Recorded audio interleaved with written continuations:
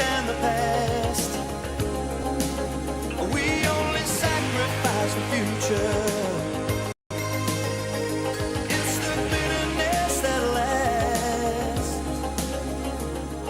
So don't yield to the fortunes you sometimes see as fate. The Living Years, Mike and the Mechanics, the choice of song by my guest Brian McFadden. 702 Drive this week, produced by Jonathan Fairbairn and Rifue Letsua. Karabo Malapile is our technical producer. My thanks to Cape Talk for hosting me over the last couple of days. I'm John Perlman. Have a great weekend.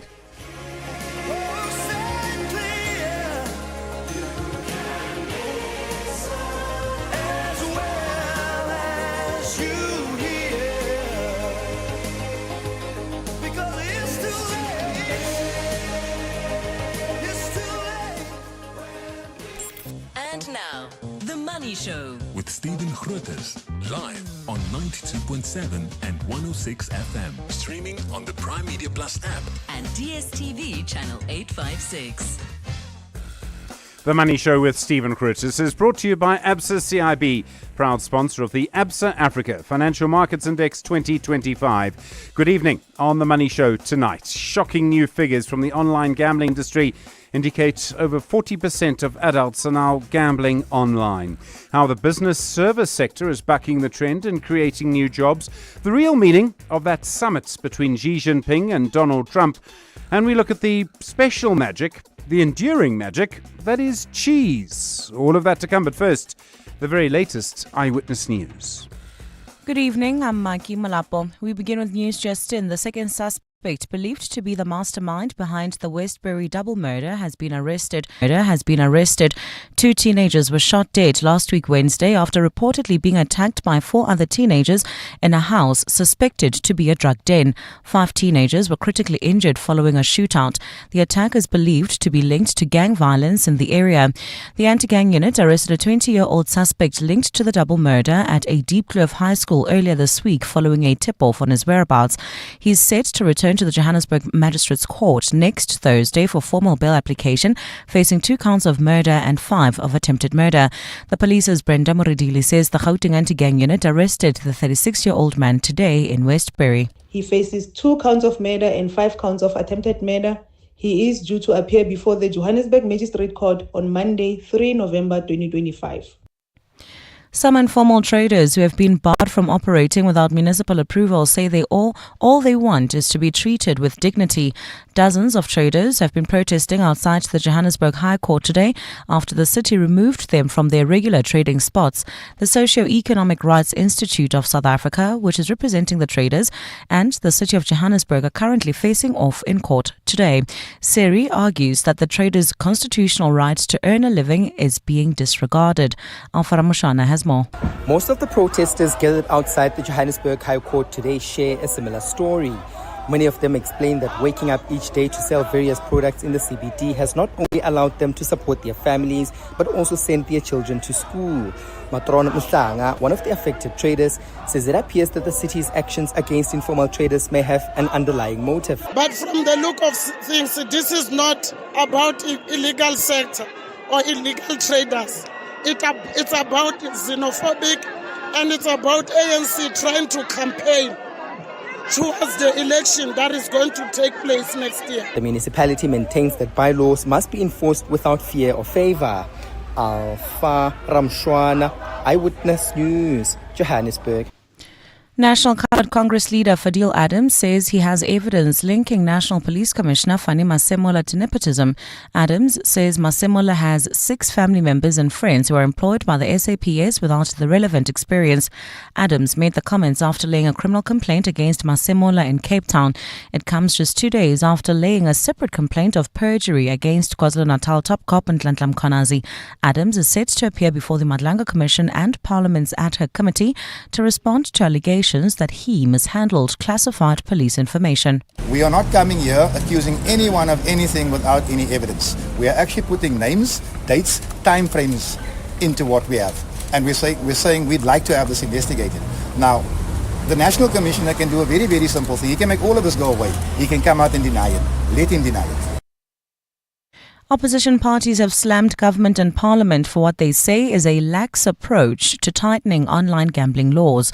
While the MK party is calling for an outright ban on gambling advertising, the EFF says betting companies should not be allowed to sponsor sport.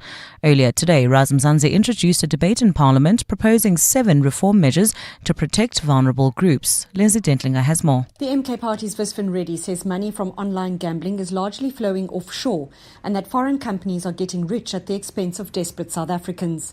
He's taken a dim view of the extent of gambling advertising at the King Shaka International Airport in Durban, saying casino workers are being exploited and earning a pittance. They are the backbone of the industry, but they remain at the bottom while foreign owners live in luxury abroad. That is modern slavery wearing a suit and a tie. Meanwhile, the EFF Sanao Tambo has called out political parties such as the DA, Action SA and BOSSA, which have been funded by online gambling entrepreneur Martin Moshal, as being complicit in the problem. He says ties between gambling and sport should be severed. The fact that our football is sponsored by a gambling company is a national shame. They do not sponsor cricket, rugby or swimming, only the sport of the poor. Parties have called on Parliament to speedily tighten the loopholes after a 2018 gambling amendment bill failed to receive the necessary support. Lindsay Dentlinger, Eyewitness News, Parliament. And in Jamaica, the death toll linked to weather-related incidents has risen to 19, with search and rescue efforts continuing. The devastation is as a result of Hurricane Melissa. The hurricane, one of the most powerful to strike the Caribbean, has also killed at least 30 people in Haiti. Electricity remains out in most parts of Jamaica as residents grow increasingly desperate for aid. Aid supplies are starting to arrive more rapidly, with the main airport largely back to normal. No fatalities have been reported so far in Cuba, but almost 240 communities have been cut off due to flooding. Gold's trading at $4,014.98 an ounce. The rand's at 17.33 to the dollar, at 22.77 to the pound, at exactly 20 to the euro. Brent crude oil's at $65.09 a barrel. In your sport, the Proteas sent into bat by Pakistan in their second T20. New ODI champion to be crowned on Sunday when India and South Africa clash in World Cup final. And Ruben Amorim proud of sticking to his beliefs as he marks a year in charge of Manchester United. Look at your weather. Partly cloudy skies in store for Gauteng tomorrow. Joburg will drop to overnight lows of 15 degrees and peak at highs of 26. Pretoria also at lows of 15, reaching highs of 28 degrees. Vereeniging also at lows of 15, reaching highs of 27 degrees. It's also said to be a partly cloudy day in the mother city tomorrow, with light rain at times, along with strong southwesterly winds at a low of 14 and a high of 20 degrees. The top story in Eyewitness News this hour: the second suspect believed to be the mastermind behind the Westbury double murder has been arrested. EWN, in touch, in tune, and independent. For the latest, visit ewn.co.za or download the EWN app. EWN Traffic. Well, at this hour in Tembisa, heading towards Pretoria, there's still bumper traffic. R21 northbound between the R25 Fossfontein off-ramp and Olifantsfontein Road. Calvin Alex area traveling towards Germiston. There's still roadworks causing heavy delays. This is on the N3 southbound between the Butlu Interchange and London Road. Also in Bryanston, expect some delays on the N1 southbound between Rivonia Road and Malibongwe Drive. In the mother city, there's slow-moving traffic on the N1 outbound approaching Belleville. Also bumper-to-bumper traffic M5 southbound. This is approaching Pinelands and expect some delays. N2, this is outbound between Mowbray Main and Airport Approach. If you come across any other traffic issues, please WhatsApp us on 072 702 1702. There's more EWN on air, online, and on the EWN app. And now, The Money Show with Stephen Grootes on 702. Let's walk the talk. The Money Show with Stephen Grootes is brought to you by ABSA CIB, proud sponsor of the ABSA Africa Financial Markets Index 2025. Good evening, I'm Stephen Grootes. Welcome to the program. 8 minutes after 6 the time. One of those days where quite a few interesting things happen. Vodacom's earnings are up. Aspen announced that big deal finally with that company that they've been involved in a dispute with a customer of theirs. I do wonder if Aspen are happy with getting 500 million rand. They might well have wanted a little bit more than that. We'll probably have to sort of read the tea leaves to understand it. And then, of course, also Curro going to delist probably by the 2nd of December. They had the big vote today of shareholders, virtually everybody, voting to go yes and to agree to that deal with the Jannie Moulton Stiftung, the foundation of the founder of Capitec. And essentially that will be the end of Curro on the JSE. It's a very interesting deal. You'll recall when it was announced that the owners of Curro will essentially get Capitec shares. So on one level, it is a big donation. They claim the biggest ever corporate donation or the biggest ever donation in South Africa. Curro continues to operate. It continues to take fees, but all of its profits will be reinvested into more facilities. That's the idea. I think there will be very interesting people watching that to see how all of that plays out. And again, we're back to the sort of education question in South Africa. More and more, I get staggered by the numbers that are coming out about online gambling. And we'll speak to the director at 8020. They've been doing some research on this in a couple of moments. I think that's an important conversation. But it seems more and more it's kind of taking over. Do you know when you get a sense that something's taking over? I mean, maybe you felt in the 1970s TV was doing that, or if your memory goes back 100 years, radio was doing that. I just get a sense that online gambling is taking over. And it certainly seems to be taking over money. More and more CEOs are talking about it because they're seeing less money coming into their companies as a result.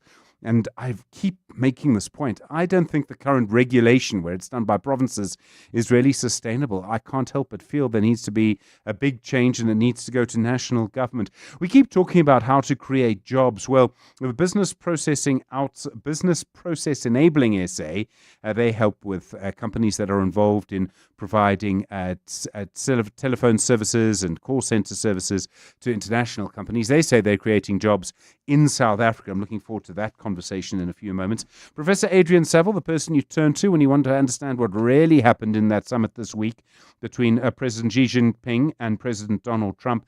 It does seem to be a sort of armed truce, I think is the best way to look at it. And then we'll speak to Louise Dawood, the founder of Curd and Whey.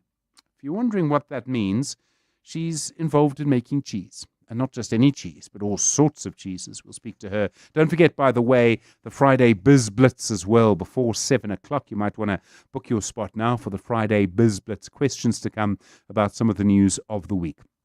Good to hear from you. 011 883 0702 0214 460567 and voice notes on 072 702 1702. The Money Show with Stephen Grootes, live on 92.7 and 106 FM. Streaming on the Prime Media Plus app and DSTV channel 856. Well, new figures out this week about the size of the online gambling industry. 8020 research suggesting that the industry in South Africa is now worth 75 billion rand a year. And this was the number that really stuck out for me, that 42% of adults are gambling every month. The director at 8020 is Andrew Fulton. Andrew, good evening. Did I read that right? 42% of people in South Africa are gambling online every month. Andrew Fulton, are you with us? All right, we'll put Andrew Fulton back, see if we're able to just fix that line. As you can hear, the carrier wave was there, but unfortunately not able to get through to him and just continue that conversation. An amazing figure, I thought, 42%. And of course, there are other questions around where the money is actually going. And that becomes the other question. We've heard several suggestions from various people that money might be going to other countries. We don't know. We don't know all of it, but there's quite a lot of research that's being done on this at the moment as well, and importantly, so that we can get to the sort of bottom of what the story actually is. But we are seeing a lot more of that research being done. But Andrew Fulton at 8020 Research, we hope will have some of the answers for us. I do know that other people have been looking at this more recently as well, and as I say, I expect that we are going to find that there will be a lot more attention on the issue of online gambling, and I think social pressure is going to build too, and that will lead to political pressure. Andrew Fulton now from 8020 with us. Andrew, good evening. Am I right? 42% of people are gambling online every month. Yeah, that's what we're finding. I mean, we're a strategy, analytics, and research company, and we use research to sort of understand different industries and advise our clients. This data is from the Roots survey, which is a 30,000 sample survey that comes out every 3 years. And it claims that 42% of South Africans now make monthly gambling payments, quite a large number. I mean, surely the majority are losing money. If you gamble online over the course of a year, you're going to lose. You're not going to win money. Well, the house is always going to make its money, but it is an interesting sort of financial transaction in that, it doesn't feel like a pure expense because you see winners. If you wager 100 rand, you might come back with 110, you might come back with 90. The house always wins, and you generally will see losses. But there are huge amounts of winners as well. I mean, you see the Hollywood Bets ad that they're creating a certain number of millionaires every week. Or every month. It's there are people out there that are making money, or they're looking at it as entertainment expense. So they're saying, well, look, I would be paying to get video games or to stream a movie. I'm seeing this as an entertainment expense as opposed to actual losses. The companies behind this, so the house in this case, Andrew, they must be making a fortune. They are making quite a bit of money. I mean, the industry is worth about 75 billion rand last year. That's about the budget of the Western Cape government. So all the money that's spent on highways and hospitals and schooling, it's about half the income of Pick and Pay in a given year. So yeah, significant amount of money. But the other higher figure, which is also quite worrying, is South Africans are wagering about 1.5 trillion rand in a year.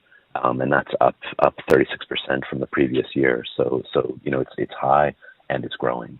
If you have a company like, let's just say you use Pick and Pay, but any of the big supermarkets, the money goes in, and that also then means it's spent by them, but it's spent on suppliers. There's a whole food chain behind it involving people in South Africa that are then employed by that money. What's happening in the online gambling space? Because yes, 75 billion rand is a huge amount of revenue, but it doesn't need a large number of people to create online gambling games. This is true. I mean, if you're looking at the people that are saying that it's good in terms of investment and it's what it's doing, it creates fun, it creates entertainment, it creates taxes. I mean, 6 billion in taxes is raised every year from gambling. It creates jobs, a claim of about 33,000 direct and 144,000 indirect jobs. Technological development. I mean, there's certainly some amazing machine learning, AI, and tech development coming out of the gambling space.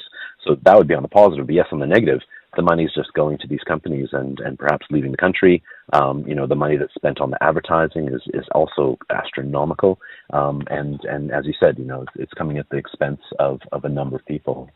One of the claims we read was 20% of SASSA money goes straight into gambling, which these are a group of people that are not in a good position to afford that expense. Do you have any insight into how much of this money is leaving the country? I mean, there have been various claims. They haven't necessarily been backed up insofar as I can see, but the sort of claim is that the parent companies to these companies are really foreign, that the money is just simply leaving. I actually don't know the answer to that. We haven't been able to get to figure that out yet. But I mean, what is interesting, one of the things that created this boom was prior to COVID, the United States relaxed legislation on sports betting. So that created a massive market in the biggest economy in the world, and that did lead to copycat or extended businesses into other countries like South Africa. But yeah, I couldn't really speak to how much of the money is actually leaving the country. I mean, as I'm talking to you, I'm getting WhatsApps from people who are really, really angry at this. And Natasha says it's against my core morality of how to make money. There must be growing opposition to it too. There is. I mean, you probably read about the Pick and Pay CEO, Sean Summers, saying that there should be a ban on online gambling ads completely. That the industry is a bit out of control. Once again, as I said, we use research to help understand markets, understand the country. YouGov is another survey that we use frequently, and that finds that opposition to gambling, people that think it should be illegal, has grown from 33% to over 40% in recent years. So there is a growing number of people who are seeing lives challenged, money going out from productive, better, in quotation marks, spending opportunities to gambling, for sure. Andrew Fulton, thanks very much indeed, Director at 8020. I have no doubt that political pressure is going to grow at some point to do something about online gambling, at least regulate it more tightly. Andrew, thank you. 702. Stephen is on The Money Show. 6 to 8 p.m. 18 after 6. Figures from the group Business Process Enabling South Africa that our global business services sectors created nearly 9,000 new international jobs in the period from April to June. These would primarily be jobs, I presume, in the international call center sector, but the people are employed in South Africa. Reshni Singh is the CEO at Business Process Enabling South Africa. Reshni, good evening. What kind of services are the people in these new jobs providing? Where's this demand coming from? Good evening, Stephen, to you and your listeners. The services that we're speaking about are actually not just contact centers. They finance, accounting, IT, HR, analytics support. So anything that's IT enabled that can be outsourced and offshored. And they predominantly coming from English-speaking source markets such as the UK and the US. Some of these jobs, some of the services you're talking about are things that people keep saying AI will be able to do this, whether it's a call center, whether it's human resources, even whether it's finance and accountancy. You're clearly not seeing any impact on that at all. People are still investing. Yes, definitely. In fact, I think, one of the key drivers of the growth is actually the fact that South Africa offers a unique blend of cost effectiveness, talent, and infrastructure to global buyers. So I think that is one of the most important things. We have a very young talent pool. English proficiency levels are quite high. And most importantly, our ICT and connectivity infrastructure has improved significantly. And if you compare that with other parts or other emerging locations, South Africa is definitely doing a lot better there. So these are the key drivers of interest in South Africa. And when we speak about AI, Stephen, a lot of the routine, repetitive kind of tasks, can easily be automated. And I think the opportunity that this presents is that we need to upskill and reskill our young people so that they can be able to, be skilled at a higher level, be able to earn a higher salary, get better paid to be able to perform these services. So for me, it's more of an augmentation and an improvement and an upskilling kind of initiative as opposed to, shifting jobs. So that's where it is. Do you believe there's a lot more growth to come here? I mean, do you think that actually we can keep pushing, may I use the word hustling, and get more growth here?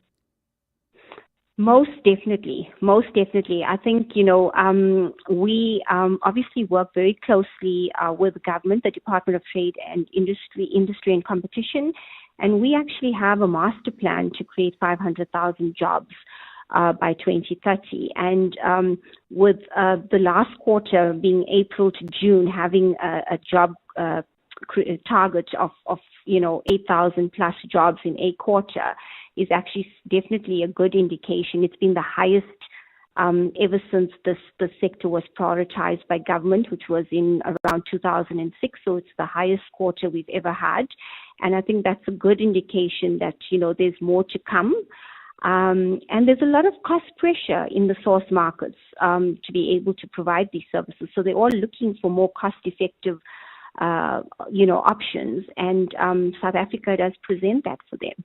Reshni Singh, thanks very much indeed. CEO at BPE SA. The Money Show. Explainer.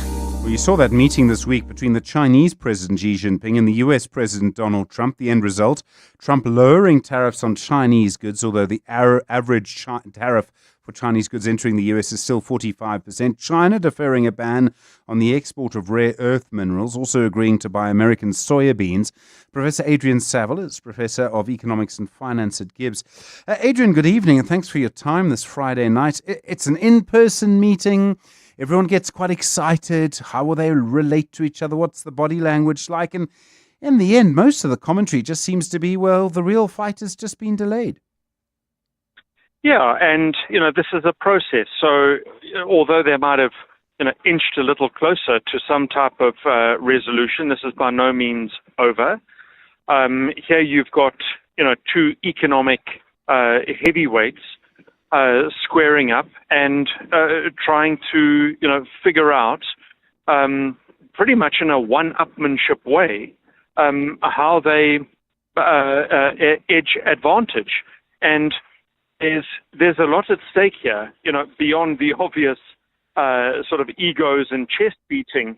There's a tremendous amount at stake in terms of the implications for supply chains, for various industrial clusters, and at least one of the parties at the table has the ability to play the long game. The other doesn't. So there's a fair chunk at risk here, in particular for the Trump administration. You're suggesting, I presume, that it's really China, and in this situation where there's this kind of armed truce, I mean, with a sort of handshake, but an armed truce, does China just get stronger and stronger, and the US has to basically put up with it? There's a range of measures that you could bring here, all the way from sort of what we would call hard power, economic heft, military weight, where China is steadily closing the gap with the United States. And there is soft power. Soft power takes the form of sort of cultural presence, your qualifications, graduates, technical capability, things that are invisible but matter very much. And China is getting stronger and stronger on all fronts. So, if we were to put money on the table on who's likely to come out better as a result of these negotiations, deliberations, contests, I would have my money on Xi rather than Trump. One of the things that's fascinated me is how China seems to have become a lot more sophisticated in the pressure points that it can use against the US in all sorts of ways. It's not just about, well, we could ban rare earths. It's about, the pressure on soybeans, which of course is a group of voters, farmers that went overwhelmingly for Trump. The suggestion that you can do this for a little bit, that you can increase dockage fees, port fees for ships carrying things to the US. All of that is getting very intricate and very interesting. And, to go back to the opening, my opening thought is it is far from done. They'll continue to try and sort of squeeze and edge and find subtle nuances. But, ultimately, it's going to translate into bigger implications. And, here, in talking about the forms of power, one that's worth adding into the conversation is currency, which is the thing that oils this entire mechanism. And what could all of this mean for a bigger outcome where China starts to become, or the Chinese renminbi starts to become the currency of choice through all of this? So there's a tremendous amount of furniture rearranging happening here. And it's worth bearing in mind that Trump is closer to becoming lame duck with midterms, whereas, my earlier observation, China has the ability to play a very, very patient long game. And in negotiations, if you've got time on your side, you have got a very, very powerful ally. Professor Adrian Saville, really appreciate the time. Thank you very much indeed. The Professor of Economics and Finance at Gibbs. 27 after 6. The Money Show. The markets. Imtiaz Suleiman is a portfolio manager at Centio Capital. Imtiaz, good evening. A nice strong update from Vodacom today. Yeah, good evening, Stephen. I think what we've seen coming out of the telco sector is quite good results. And in the case of Vodacom, they guiding that earnings are going to be up between 40 and 45%. And this is on the back of some of the negative one-offs in the prior year, which does not repeat. I think overall, we've seen a better environment for the telco companies, especially in their African operations, because those countries have been through quite an adjustment in terms of currencies whereby it devalued, and we haven't seen the recurrence of that. South Africa is still a bit challenged. Very much a tough market, lots of competition, and I would like to see the full result with regards to how well the SA environment is doing for them. And then MTN, their results from Nigeria, and obviously that's such an important market for them and quite a nice turnaround. Yeah, exactly. I think, Nigeria has been very volatile for MTN, either from a currency perspective or from some of the regulatory perspectives. And it's nice to see that that operation is turning around.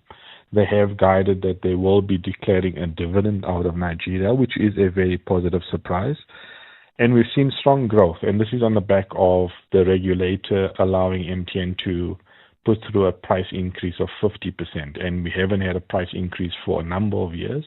And we're seeing a resumption of data growth, voice growth, which is growing at quite healthy levels on the back of the price increase as well as demand for data and voice. Aspen, so we know they've been in this big dispute with a customer. It's over an mRNA production agreement.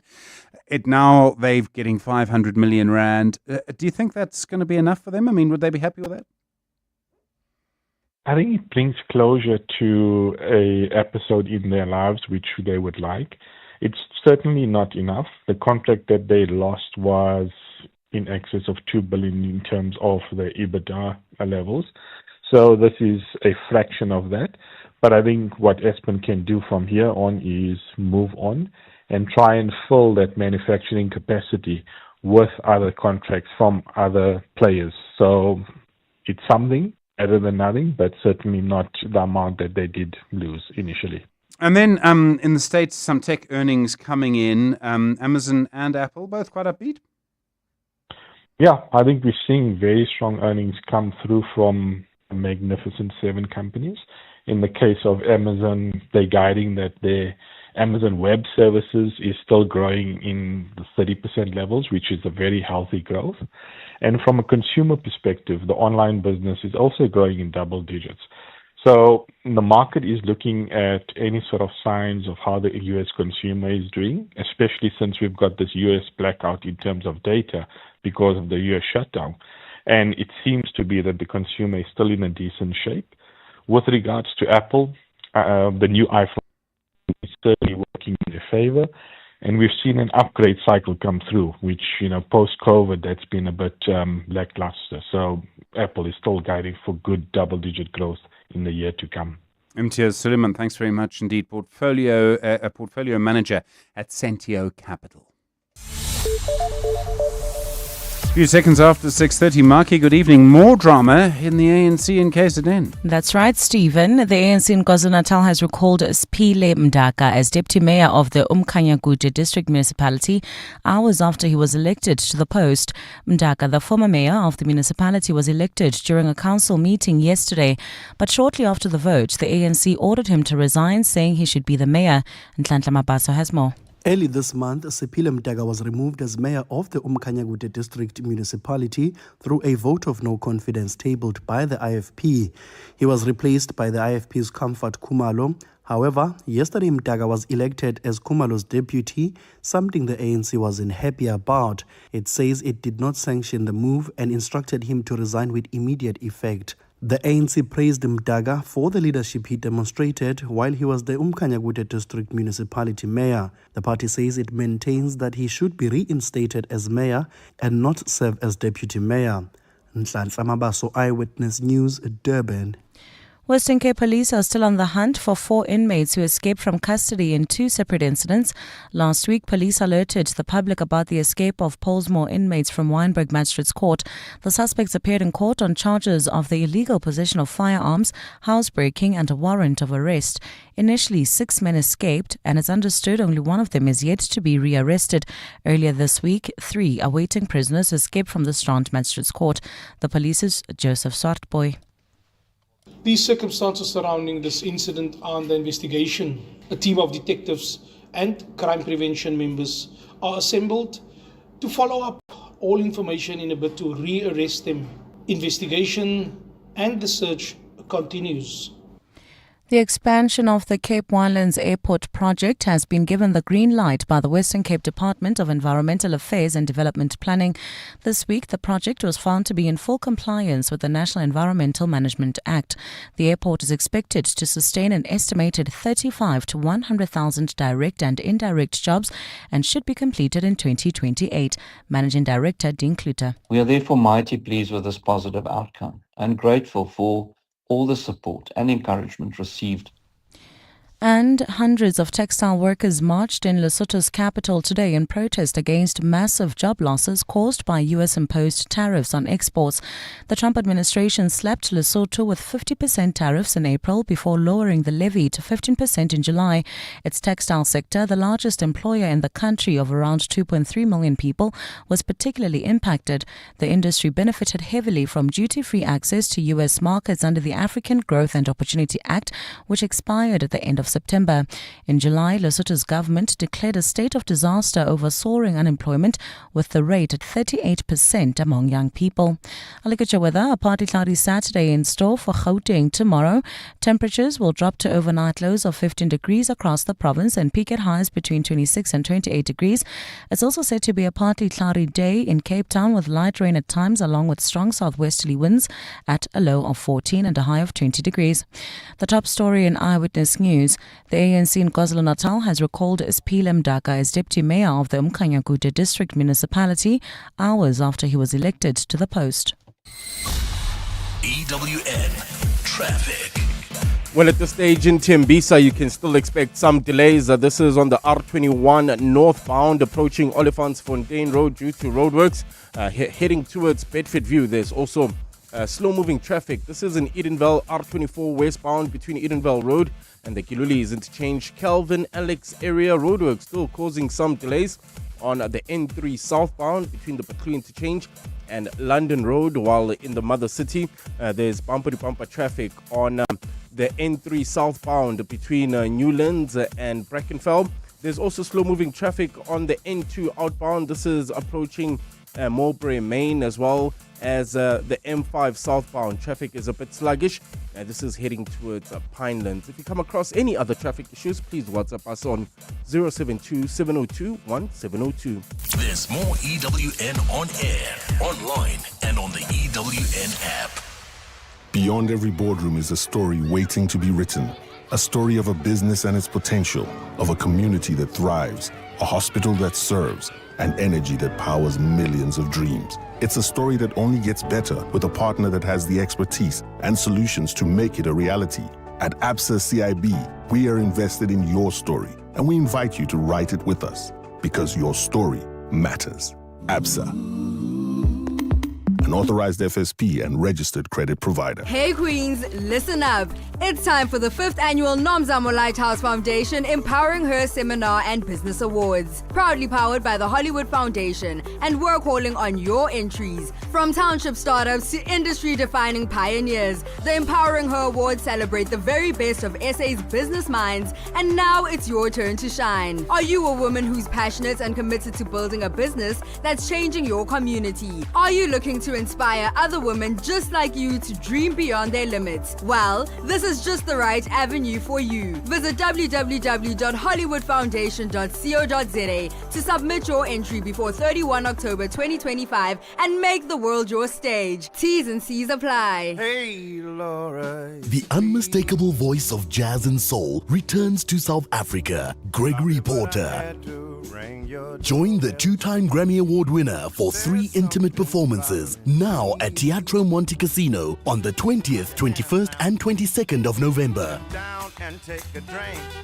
Don't miss one of the greatest voices of our time, Gregory Porter, live. Book now at showtime.co.za.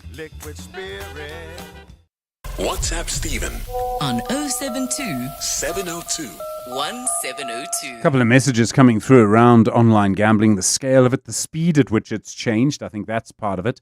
I think also just the way in which money may well be lost. Look, I have no problem with people making money. You've got to run a business. But I made the point during that conversation, this is not like a supermarket or something like that where there's a whole supply chain. It's 5 people in a room coming up with ideas, another 5 people managing it. I mean, obviously it's more than that, but it's not like you're employing a huge number of people through online gambling. That's just not how it works. Also, you heard that conversation with Adrian Saville around the Trump-Xi meeting. Voice notes coming through on that tonight. Yes, good evening. Just listening to this analyst around China and America's debate and trying to find advantage, and ending with the idea that time, if you've got time on your side, you you definitely have the advantage. I love this idea so much, and it just reminds me of the different game America and China are playing. America, the West, their civilization, let's say 400 years old. China is like 2,000, 3,000 years old. They see time differently. How do they plan for time? Are the West just thinking 50 years, 5 years, 10 years? Or you get the sense that China is thinking 200 years, 250 years. And it reminds me of that. Someone asked a delegate from China, what is your opinion on the French Revolution? And the delegate said, it's still too early to tell. See, different relationship with time. Yeah, thank you for that. I've heard that anecdote about the French Revolution, too early to tell, many, many times, and so many different versions of it. But most of the versions I've heard do have a Chinese leader or a sort of Chinese view around it. But it's such a great way to sort of explain things. I think the other thing is that Trump is doing all of this in a very, very short space of time. As Adrian Saville mentioned, he might well be a lame duck after the midterms, although I don't know if that's true. But even then, you're just looking at sort of 3 years. After that, it all changes. And yes, it may be someone like him, but probably not on tariffs. Anyway, your views on all of that on 011 883 0702 021 446 0567 and voice notes on 072 702 1702. EWN Sport. So, Lakela, good evening. Have you been on TV today? Have you just got a big night planned? Got a very, very big night planned. Oh, well, must be to be young. It is. We start in Lahore. Wow. Hey, why must I lie? Why must I lie? We started in Lahore, where the Proteas were all out for just 110 in their second T20 against Pakistan. Deval Brevis top scored with 25, while Fahim Ashraf took 4 for 23. The hosts are yet to get their response underway. Of course, Sunday is the big day. That's where a new ODI champion will be crowned when India go up against South Africa in the World Cup final. The co-hosts have finished as runner-up twice in this competition, while the Proteas women have fallen short twice at T20 World Cup finals. And when he was appointed, Mandla Mashimbi declared that he wanted to win this tournament with the team, and he could achieve that with just 10 months into the job. That's just a mandate. It's not that I'm going to get fired if I don't win the final. Making this team a better team is probably one of the most important ones. Getting the environment better is very important. Winning the World Cup will be a cherry on top. But you got to do what you need to do to make sure that you get what you want. And I think from a process point of view, we've been really, really good. And if we go on and win this World Cup, which we all want, we have to look after the needs. And the leads are in the process. The Betway Premiership action gets underway this evening with Kukunia up against Siwelele while Kaizer Chiefs travel to Durban City. The big game is tomorrow and it will see leaders Mamelodi Sundowns going up against Orlando Pirates at Loftus Stadium. Miguel Cardoso has discussed the rivalry that's emerged between the two teams in recent seasons. There's too much on stake, not only in terms of PSL classification, but also in the rivalry that these guys they have between themselves, because they are friends, and we see also how it's so kind that most of the times when they succeed, even from the other teams, they post themselves on social media, supporting each other, even being from other club, but in the end of the day, they go for national team and they will joke with each other, play with each other, try to push each other. Ruben Amorim will mark 1 year in charge of Manchester United this weekend as they travel to Nottingham Forest in the Premier League. Having only managed his first back-to-back wins with the team this month, he's provided this assessment of his first 12 months. Was a journey. It was tough. It was really tough. Good moments, bad moments. I learned a lot. That is really important. I found out that even in my lower moments, I can stick with the things that I believe, and that is a good thing for anyone to understand that. Today, the answer is different from 3 weeks ago, so it's important to understand that. So it's one of the biggest honors of my life to be here. And the Springboks are back in action tomorrow against Japan. That's in the opening clash of the outgoing tour at Wembley Stadium. Tholakele Mganga, Eyewitness News Sport. Huawei Watch GT6 Series, 2025's must-have smartwatch, introducing the King of Power. Up to 21 days of unstoppable battery life in a sleek titanium and ceramic design that's as strong as it's stylish. The Trackmaster with 24/7 heart rate tracking, sleep monitoring, advanced health management, and the world's first cycling virtual power feature. Fully compatible with both iOS and Android. Get yours now from just 169 Rand a month over 36 months or 4,999 Rand at selected retailers. T's and C's apply. Who says everyday driving can't be très chic? Rent premium with Sani 60 now. own the stylish Citroën C3 later. Yes, that's 3 cars, 3 months, 3 chances to say ooh la la. Just book directly on sani.co.za. Call us or rent at any branch between 1 November and 31 January, and you're automatically entered into the draw. Bon voyage with Sani Sixt and Win. T's and C's apply. Small businesses are anything but small. They're the backbone of our communities, the dreamers, the doers, the ones who keep Mzansi moving forward. That's why 702 and Capitec Business Banking are putting them in the spotlight. Every Thursday between 6 and 8 p.m., catch Small Business Focus with Capitec, where we showcase the hustle, heart, and the secrets to thriving in today's economy. Your vision matters, and with Capitec, you're never building it alone. Small Business Focus with Capitec, the business bank for everyone. Thursdays between 6 and 8 p.m. on 702. Capitec Bank is an authorized FSP 46669. 702. Stephen is on the Money Show. 6 to 8 p.m. Well, I noticed that the inquiry by Parliament, this is the Standing Committee on Public Accounts, into the Road Accident Fund continuing. And surprise, surprise, well, to the surprise, I think, of no one, Collins Letswalo, the former CEO, seems to be ducking and diving around whether or not he'll testify. The chair, Songezo Zibi, he's from Rise Mzansi, he's saying, look, we can't beg this man forever, I think was the way he put it, to come and testify. We'll have to subpoena him. I kind of guarantee you Collins Letswalo is going to do a lot of different things to try and get out of testifying under oath. And I say that because it seems to me that Letswalo just hasn't listened to any authority.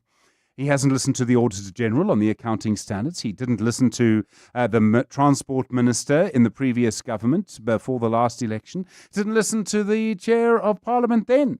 Basically, wouldn't listen to anyone. So I'm afraid to say I will be surprised if he listens to Parliament in this case and comes and answers questions. And when he does, I think that's going to be quite an interesting experience as well.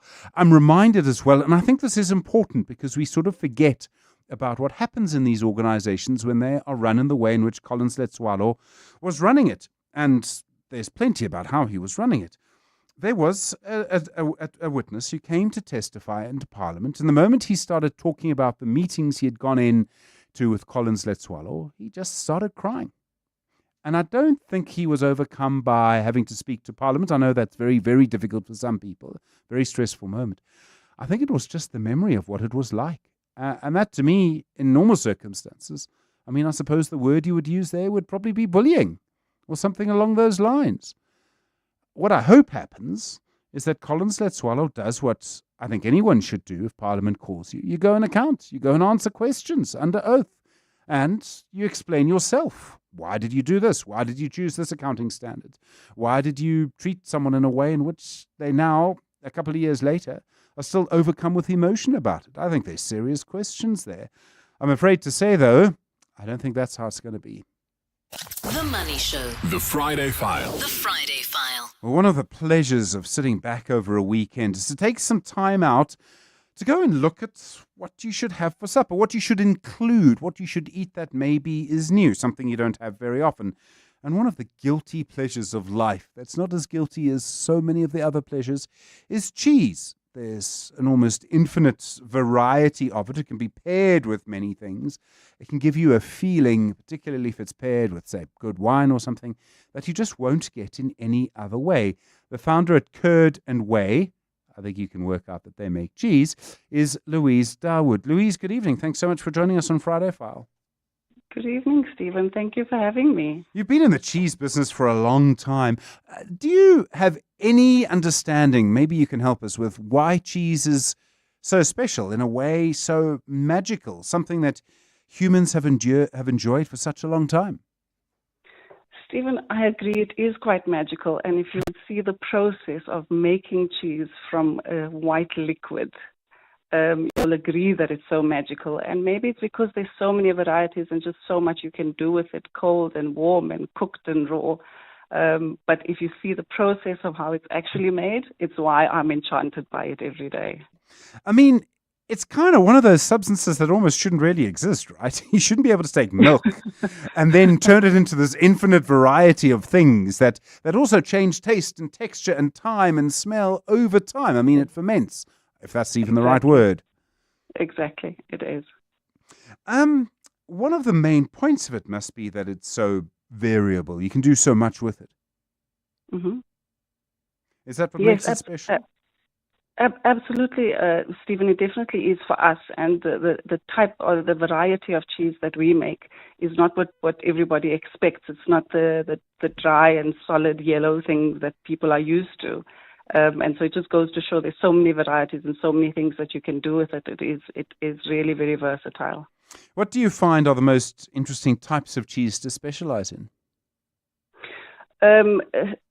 Stephen, the most interesting for me, obviously, is the one that we make, and it's the reason why we make it. Is because unlike other cheeses that you coagulate the milk and produce curd and set it and age it and leave it there to naturally do its thing, we produce ours quite quickly. It's because it is a fresh product, and so the transformation is even more magical, I think, than aged or solid curd cheeses, because we actually melt the curds down and stretch it and form it into different shapes. And so that really is very special. I imagine you have to get the temperature just right. I mean, that's a process you have to watch quite carefully. You don't just switch the oven on and walk away and watch something on your phone. Oh, no. All of it, everything that we do requires great attention to the details, and it is about controlling and managing the temperatures throughout the process. When you make cheese like that, is there a relationship between taste and color? If you see a cheese of a particular color, does it definitely, can you predict that it'll have a certain taste, or is there no link between the two? For the most part, Stephen, when you see cheeses that are yellow in color, they mostly are colored with an additive. Naturally, cheese, when it's fresh, has the color of milk. So it's literally just the solid components of the milk. And so it should look white. It will change over time very slightly, but it's a very natural color change, and that will give you an indication of what it will taste like as it ages and matures. And can you make the taste stronger or weaker? I mean, I don't mind a strong cheese. I remember a comic book from my childhood, Asterix, I don't know if you read them, where they literally, use a cheese to blow up a boat because the smell is so strong. I mean, that's a sort of French joke in a way. Yes. But can you actually change the strength of the taste? I imagine you kind of have an idea in your mind of what this batch is going to produce when you start and what you're aiming for. Stephen, fundamentally, the taste of the milk is what you start with, and that gives the richness and the flavor it will give to the cheese. To force flavor is not a natural thing. Naturally, cheese will develop and mature, and that is what produces the flavor. The chemical reactions that happen within the cheese is what gives it its flavor and maturity at the end of the day. But of course, there are things that you can add to enhance it and give it variation. The type we particularly don't. The type of cheese that you make, do you recommend it be paired or eaten or sort of enjoyed with anything in particular? I mean, are there particular? Sometimes you have cheese on bread, sometimes on biscuits, sometimes alone, sometimes with a glass of this or that. In particular, the varieties of cheese that we make are fresh, and so they don't have a strong flavor on their own. We do recommend that it be paired with other things, with fresh ingredients. The type of cheese we make is an Italian-styled fresh cheese. So it's a fior di latte or burrata in the Italian style. And so traditionally it would be paired with tomatoes and basil and olive oil and things like that to enhance the flavor. And of course, if you have a glass of wine next to that, that's always better. There's certain parts of the world with a very strong cheese tradition. So you mentioned Italy, France, I'm sure parts of Belgium. Someone will claim to be a fan of British cheese. I can't imagine why. Are there any traditions that we are forming in South Africa or that have been around for a while that you can see? Stephen, I don't want to comment too broadly on that, but I do think that we have the benefit now of being exposed to different cultures and flavors of cheeses from around the world. And that's one of the things that we strive to do, is to bring something that is very traditionally Italian and make it locally available and make it just as good as you would get it if you had it in Italy. And I think that's the benefit that we have as the industry grows, is that we're getting access to the flavors and the cultures and the different types of cheeses that we might not have been able to get 10 years ago. And we can now pick those up, and maybe that is the development that we're seeing in the industry. Is the market for cheese growing? Are you seeing more people, different people, people coming back? Are you seeing the market growing at all for cheese?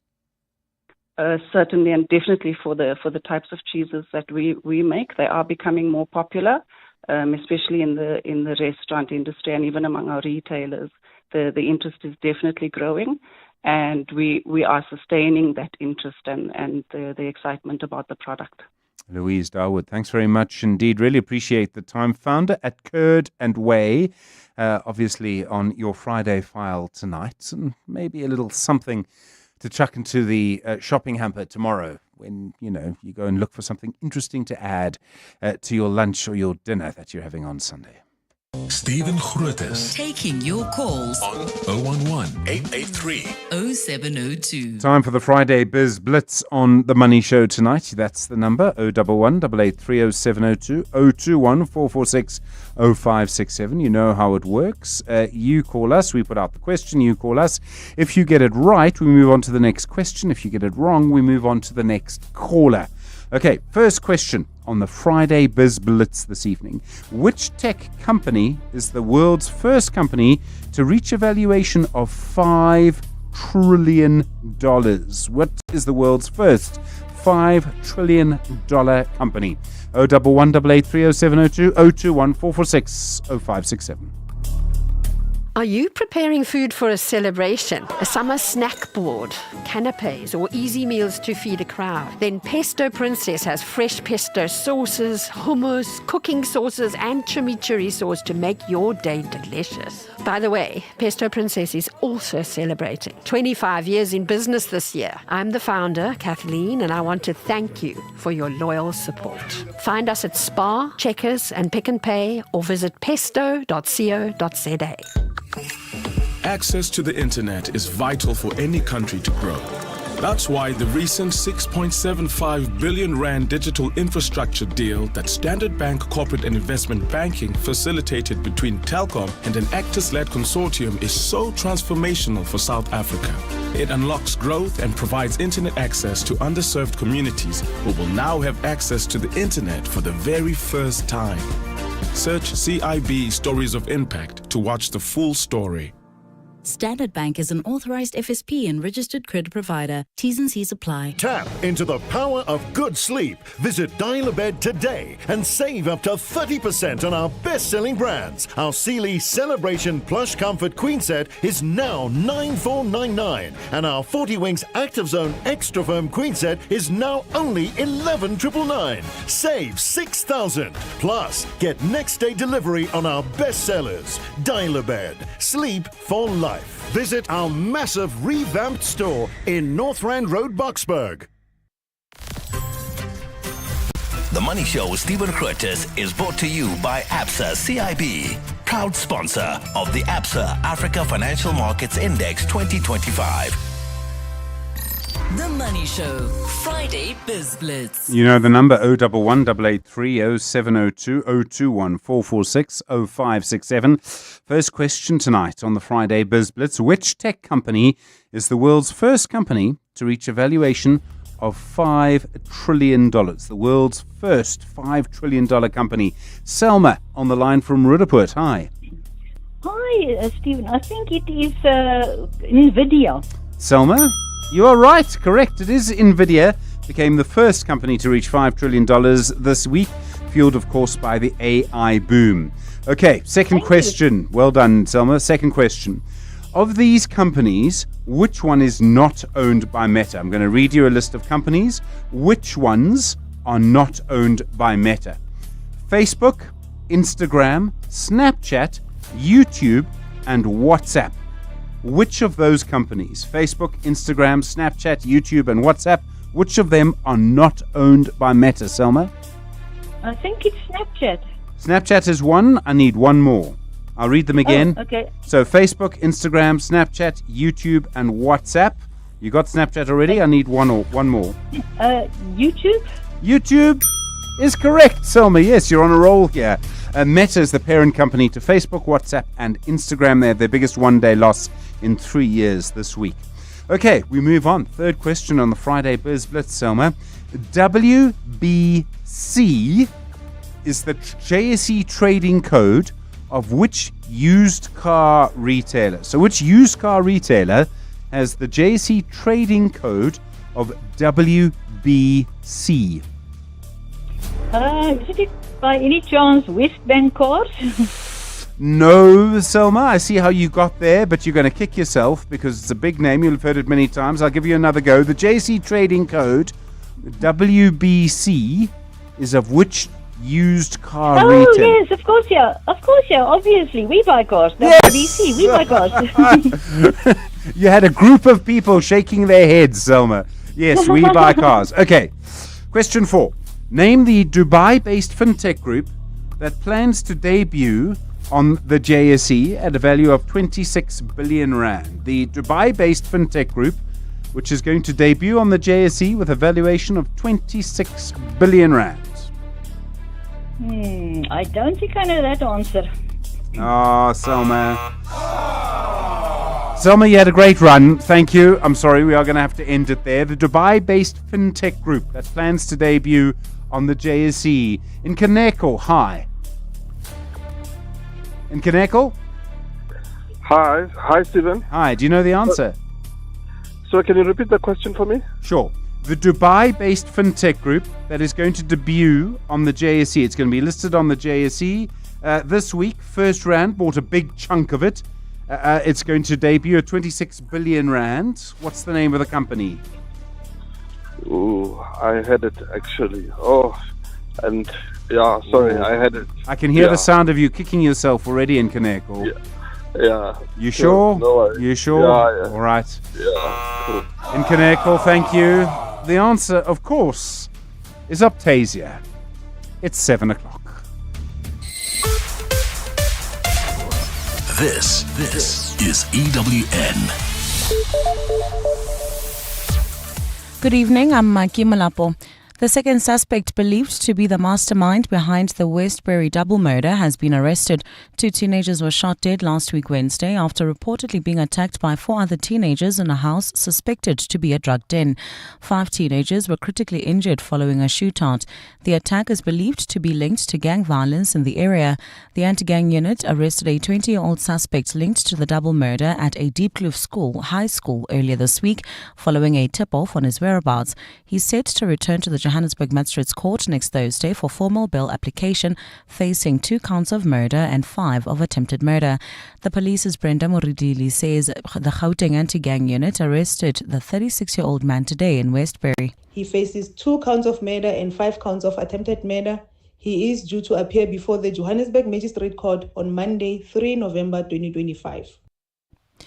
A third inmate involved in violence which broke out at the Pollsmoor prison this week has died. Violence erupted at the facility on Wednesday morning during the clashes with wardens. 2 prisoners were killed. The Police and Prison Civil Rights Union has told Eyewitness News 2 correctional service officials were injured in the attack. Lauren Isaacs has more. The Department of Correctional Services has confirmed a third offender died this morning. The man had been in hospital since the incident on Wednesday morning. The stabbing attack was directed at correctional officials, prompting the use of force in an attempt to restore order. The department is now conducting a thorough investigation into the circumstances surrounding the attack and says all necessary measures are being taken to ensure the safety and stability of the correctional environment at Pollsmoor Prison. Lauren Isaacs, Eyewitness News. The City of Johannesburg says it will not be pressured into allowing informal traders to operate illegally without restriction. The municipality is involved in a legal battle with the Socio-Economic Rights Institute of South Africa at the Johannesburg High Court. This is over the removal of unauthorized traders from their locations. The city says its actions against those operating without permits are part of an effort to clean up the Johannesburg CBD. Mayor Dada Marero says bylaw enforcement will continue despite ongoing pushback. Well, there's processes in any government, in any city. You register, we find you a stall, we give you a stall. You register, there's no stall available, you have to wait. Because there are processes and everybody is required to respect the law. The matter has been postponed to Monday. And the International Relations Department says the United States refugee program, which will largely give preference to white Afrikaners, is based on a premise that's factually inaccurate and a disregard for South Africa's constitutional processes. Yesterday, U.S. President Donald Trump dramatically reduced the number of refugees that will be allowed to enter the U.S. to 7,500 from 125,000 set by his predecessor Joe Biden. In a memo published in the Federal Register, Trump said the admission numbers will primarily be allocated to Afrikaners from South Africa in line with an executive order he signed earlier this year. The International Relations Department spokesperson Crispin Piri says the claim of a white genocide in South Africa has widely been discredited and is not supported by evidence. This is further evidenced by the courageous and patriotic open letter from the prominent members of the Afrikaner community, and the limited uptake of this offer by South Africans is a telling indicator of this reality. Piri says while the South African Constitution guarantees the right of any citizen to immigrate through legal challenges, a distinction must be drawn between voluntary migration and refugee asylum. Gold's trading at $3,982.59 an ounce. The rand's at 17.33 to the dollar, at 22.76 to the pound, at 19.99 to the euro. Brent crude oil at $65.03 a barrel. Road report heading towards Kagiso, bumper-to-bumper traffic. This is on Randfontein Road between Corlett and Adcock. While in the mother city, we still have slow-moving traffic on the N3. This M3 southbound between Newlands and Belleville. Also slow-moving traffic on the N2 outbound between Mowbray Main and Airport Approach. A look at your weather. Partly cloudy skies in store for Gauteng tomorrow. Joburg will drop to overnight lows of 15 degrees and peak at highs of 26. Pretoria also at lows of 15, reaching highs of 28. Vereeniging will drop to overnight lows of 15 degrees as well, reaching highs of 27 degrees. It's also said to be a partly cloudy day for the mother city tomorrow, along with light rains at times and strong southwesterly winds at a low of 14 and a high of 20 degrees. The top story in Eyewitness News this hour: the second suspect believed to be the mastermind behind the Westbury double murder has been arrested. EWN, in touch, in tune, and independent. For the latest, visit ewn.co.za or download the EWN app.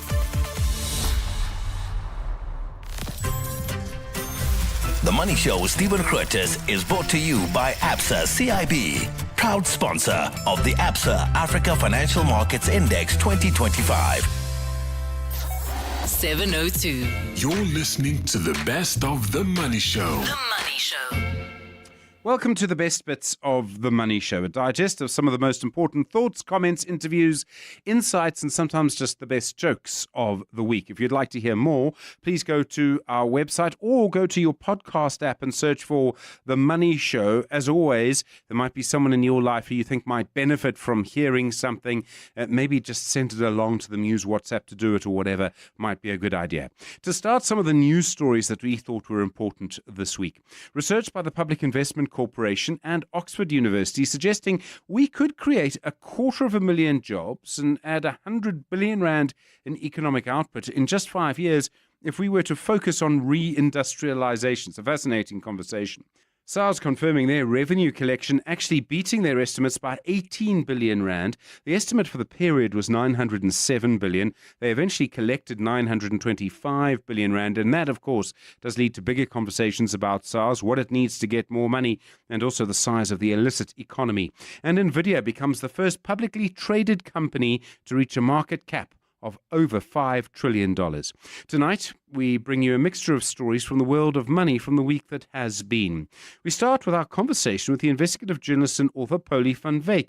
She co-wrote a new book. It's called Malema, Money, Power, Patronage. It's unflinching in its examination of the rise of the economic freedom fighters leader Julius Malema, his business interests, where money comes from, and how it all works. She talks particularly about a network of allies, including Castle Matale, who also had a big week for various reasons. So Malema is having trouble to initiate his own businesses without unlawful money. So all of it mostly comes from tenders. And when you talk about On Point, which was a company in Limpopo in 2010, then we're talking specifically about Limpopo government money. So and all the scandals that we elaborate on in the book explains how he and the EFF has fleeced the Metros, who is fleeced in the early days the Limpopo government, how VBS Mutual Bank has been a part of his honeypot, and how he is not stopping. Wasn't the Premier of Limpopo at the time Castle Matale? Isn't he now the Deputy Minister of Police? Yes, I'm happy that you say that, because it's one of the points that we need to make. Apart from you saying that it's not a story about Malema, but about his money, it's also not a story only about Malema. It's a story about South Africa, where, as you just rightly said, Castle Matale is now in a very powerful position where he was part of and very much a suspect in the On Point Limpopo tender scandal. The Hawks never investigated that strand of the investigation successfully. The NPA never pushed it through the courts, and now he's the Deputy Minister of Police, holding a lot of power. Why did the NPA never investigate On Point? I mean, I remember, my memory has a day where the trial was supposed to start. Malema's co-accused was ill, so the trial didn't start on that day. His co-accused is still with us, and I understand healthy, and the trial never restarted. Yeah, exactly. So the NPA had an investigation from the Hawks, which they took to the courts. One of the investigations fell through and landed in court, and the people were found not guilty. It's one of some of Malema's funders, and the courts, especially in that case, I think it's important to note, said that the puzzle pieces appears as if there's definitely something wrong, but the Hawks could not prove their case. And that was sort of what happened in the next case as well. It was poorly, now we can say it was poorly investigated. All the puzzle pieces were not there. And the NPA at the time, when the judge threw out the case, the NPA just never reinstated 51 charges against Malema of money laundering, fraud, corruption, and racketeering. Okay, so Malema, we remember, as leader of the ANC Youth League, then formed the EFF. And yet, as a political party, the high water point of it got the high water mark, was that it was the third biggest party in the country. And yet, as you say, there's a patronage network around him. How does that work? I mean, for example, a contractor in, I don't know, Joburg or maybe another metro. How does it end up, from what you say, that money ends up with Malema? So there's many different ways, but the usual pattern would be something like a tender gets advertised. There's some sort of political influence that redirects tenders towards friends or family of Malema. Money would flow through a certain number of companies until the company that's linked to Malema gets paid by either a department or a related company. And then there's a few examples of what may happen. Either Malema receives boxes and envelopes full of cash. Sometimes his properties are paid for, his fleet of cars are paid for, or money flows to bank accounts linked to him. So either his own slush funds, or way back in the day when he wasn't as smart, it was Ratanang Family Trust, a bank account directly linked to him. And this would be in return for a tender. So even though he hasn't been in the biggest party in the country for a long time, he still was influencing tenders then. Yes, absolutely. So we see that from the very start in the Limpopo days, where Malema always had outsized influence in the political sphere in that he operates. So along with, and that's why I think it's important again to take us back to Castle Matale's influence, where Castle Matale and people around Matale and Julius Malema were so powerful, and they could redirect and realign tenders moving to fraudulently. And this we can say because the public protector, Thuli Madonsela at the time, found that the on-point tender was fraudulently given to the company. So often fraudulent tenders were given to these companies, and there were some instances where it came to light that his cousins, for example, received big tenders, where or at other stages where he phoned some of the treasurers or the politicians, the people who pushed the pay button in the department, and sort of, vociferously located for the young people who needed to be paid. And some of those young people would always turn out to be either his cousins or his friends. Where is SARS in all of this? I mean, we've seen them turn against Lucky Montana recently, or take action against him. Clearly, they will be tracking this income? Yes, so SARS did look at his income and found it an astounding almost 30 million rand flowing to Malema between 2005 and 2012. So that triggered a rather large investigation termed Project Caesar into Malema, and his cohort at the time. And that's where Malema's first problems with SARS started, because there was a lot of money going to Ratanang Family Trust and to himself, and to his properties and his fleet of cars. So recently, there's, of course, the VBS matter, there's the matter of the metros, and we know that Malema lives far beyond his means. What's happening at the moment with SARS is not quite clear. We understand from sources that SARS investigators are looking at Malema and, of course, Floyd Shivambu. But Malema, it's important to understand, has grown smarter. So it's smarter and wealthier and more influential. So there's always people who are willing to either assist him with paying some of his SARS fees, or people who would help him hide the money more efficiently, or he just became much more smart in terms of the lawyering around it. So at the moment, what's happening with him and SARS is not in the public arena. Polly, you've written an entire book making a series of very serious claims against an important politician in South Africa, a politician who has a constituency. I'm presuming you offered him the right of reply in all of this? I mean, it's serious claims that you make. Yes, it is. So there's many instances where we quote him himself, especially in the On Point case. We had the privilege of having his court documents where he described his own narrative and his own defense. So in the VBS matter, the same thing. In different cases, we went to him for his opinion. The same way there was a Mazotti mine in Limpopo where Malema and Mazotti apparently had a talk to, and Malema recalled some of the EFF people who were protesting at the mine. And the same thing with the metros, where where the EFF and Malema fleeced some of the metros. So in all of those instances, we did ask him for his comment.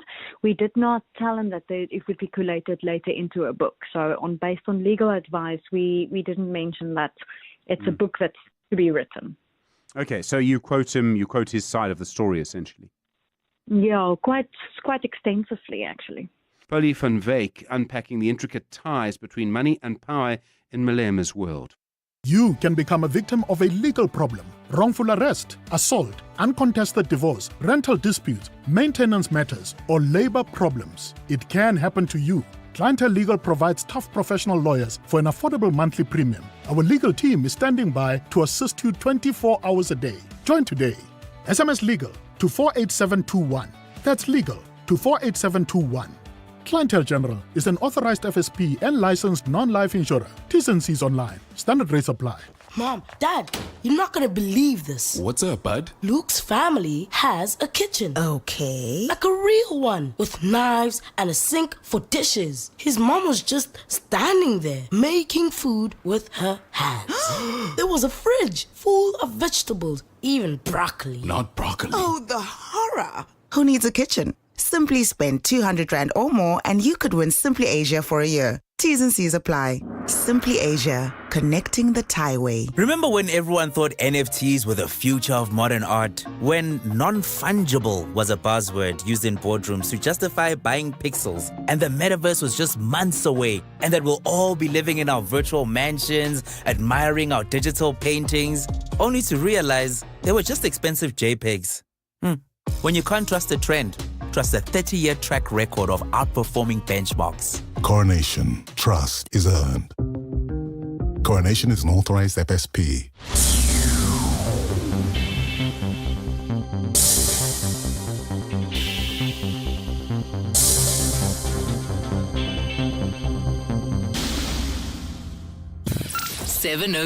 The best of the Money Show from this week. On Business Unusual this week, Graham Codrington, the lead researcher at Tomorrow Today Futures Institute, he's been talking about the hidden cost of AI and how expensive it is to actually make AI work. This is all about electricity.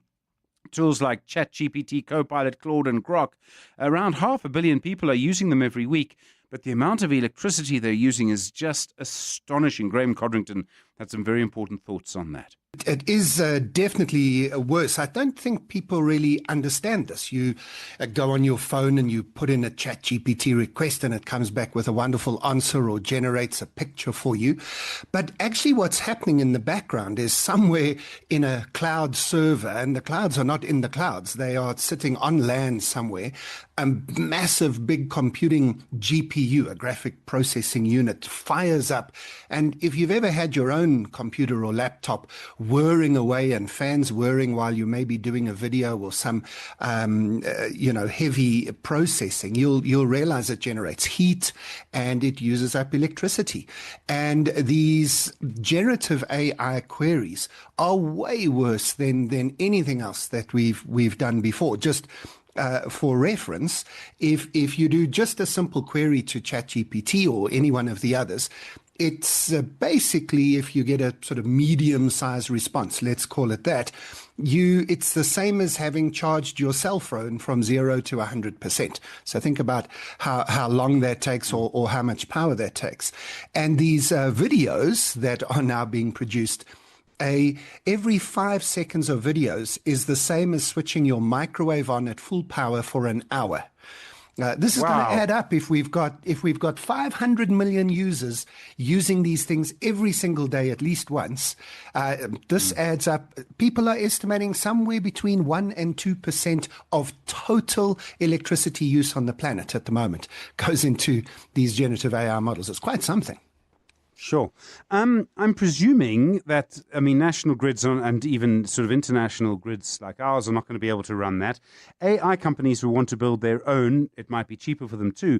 But that takes a long time, and we all know exactly how long it takes to build a power station. Well, you see, now this is where I wanted to come in this evening. If people didn't know about the power usage, there is a bit of a wow there. But I think many people knew it was using a lot of power. But now this is exactly the right question, Stephen. Where does that power come from? And Sam Altman has recently, so he's the guy behind OpenAI, which is ChatGPT. He's basically said, no, they're going to build this massive 50 gigawatt data center, and they're going to just build a nuclear power station right next to it because that's just going to be the easiest way to deal with it. Now, if any South African was listening, they might have a little spidey sense going up. How long does it take between discussing whether you are going to build a nuclear power station and when you actually build one? And then we've got to even ask who can build it. Because it's a very specialized skill, and a power station like that costs, in excess of $25 billion to put together. So that's the second part of the problem. The first part is that costing us more than we thought in terms of electricity. The second is we don't have enough electricity, and we can't just wave a magic wand to make this electricity appear, as much as these tech bros would hope that they could just say, make it so, and then it's done by next Friday. It's not going to happen with this one. At the moment, most of these things are free to use. Isn't that the way? Isn't that going to just come to an end because it's just too expensive? Well, and I think it's worse than that, even Stephen. This is my third data point, if you like. So there's a lot of electricity to use. We don't have enough electricity. But the third data point is the promises of continual growth. I'm sure I heard this on your show recently, but just to remind people, the so-called big seven tech companies, that's Apple, Microsoft, and let me get this right, Alphabet, Amazon, Meta, Nvidia, and Tesla. There we go. They account for 37% of the S&P 500 index. 37% of the big 500 companies, that's the market cap. And listen to this one, Stephen. 92% of GDP growth in the United States this year comes from those 7 companies alone. In other words, our economy, the perception of growth in our economy and the perception of how healthy our economy is in the hands of 7 companies. But here's the problem. These 7 companies are all buying from each other. So Nvidia gives a loan to Microsoft and OpenAI in order to buy Nvidia's own chips. But then Microsoft gives a loan to Nvidia in the form of cloud hours to use the hours that they are building. And I think all of this adds up you've got to be careful of using this word on the Money Show, but I want to use the word bubble at the moment because the money's going around, the capital investment is going around in circles between these 7 and 2 or 3 others, including Oracle and OpenAI. But they've got to start getting user money in. And I pay for 1 or 2 of the professional versions of these platforms, but that's only $20 a month. And in electricity usage alone, I've calculated with how much I use of these things, I'm using at least 3 times that cost in the electricity alone, let alone the capital investment. In other words, the paying users are not paying enough. And most of the users are non-paying. Again, don't want to use a word, but I'm starting to use a capital B for the word bubble here. And that, for me, is it's not so much business unusual as maybe even business dangerous at the moment, as we think about how much AI is integrated into what many companies are doing around the world. We got 20 seconds, Graham, but I mean, there would be money to be made in supplying the power. Well, in the old gold rush days, they said, it's not the people who are digging for the gold that are going to get rich. It's the people who are selling the shovels. And I think that's probably where we are now, that the people who supply the power and the infrastructure are going to be the ultimate winners. We could be the losers if we rely on these models without understanding the implications of the cost structures in the background. Graham Codrington there, the lead researcher at the Tomorrow Today's Futures Institute, speaking about the hidden cost of AI. Here's the thing about running a business. It needs constant connection with reliable communication between you, your staff, and customers. That's why the right partnership matters.